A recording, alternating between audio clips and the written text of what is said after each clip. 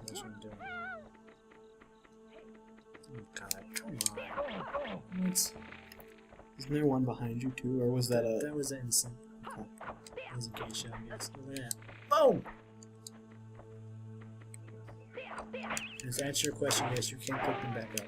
Oh, can you? Yes, if they miss. You can't pull them out of dead bodies. Ah.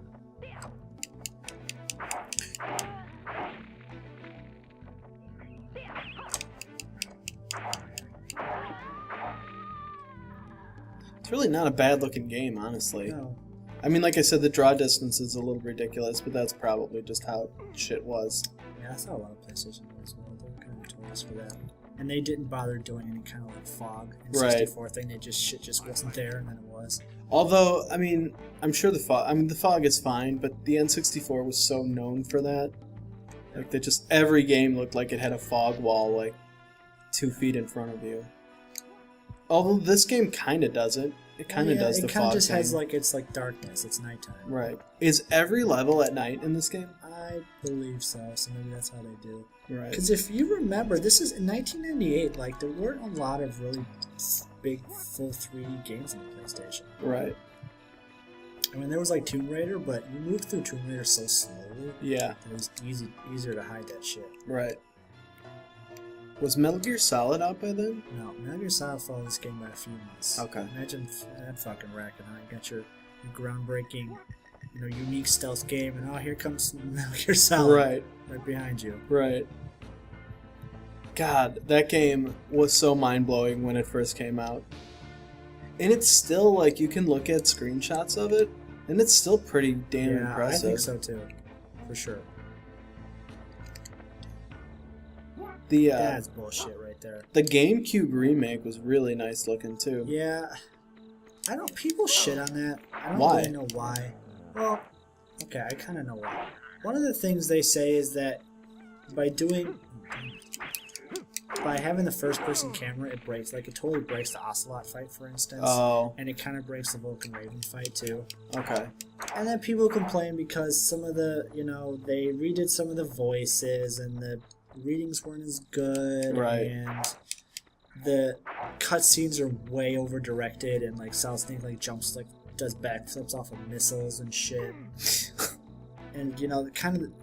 His whole MO is he's kind of like a John McClane. Like, he's a badass, but he's like a realistic dude. Like, he like, takes punches and all that kind of shit. Yeah. But, I don't know. All that said, I definitely think it gets a bad rap. Well, and as someone who played the original on PlayStation 1, and I have the Twin Snakes for GameCube, but I only played maybe like an hour or two of it. Because I was mostly just curious, like, how much better it looked on, Do we see what's going on right now? That was amazing. That person really, really knew where they were going. Obviously, this is what you're talking about, where the people kind of just totally lose their shit. Where are you, fucker? I'm actually trying to find you, believe it or not. It doesn't really help that the buildings are so close together that you get like 4 pixels worth of view distance there. Well, it's one of those things that I complain about now, like, don't put like plates in your game if you're not going to have the plates break. Right. And if you know your camera system is busted and can't handle close quarters, then maybe don't fucking design close quarters. Right. Well, I think that, where is this fucking guy?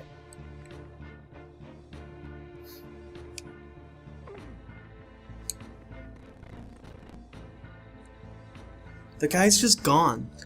Alright, let's see. He's just like completely not there anymore. When I go this way, my number goes up. There he is. That's somebody else. No, it's not somebody else, is it?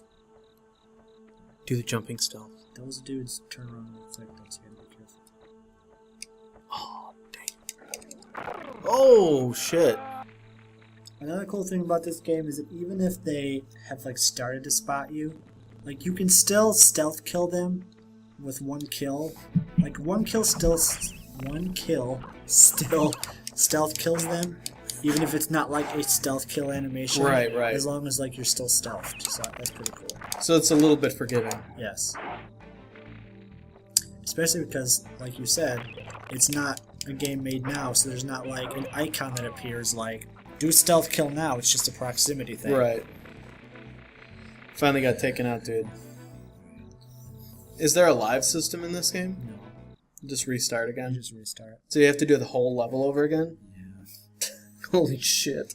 A little bit.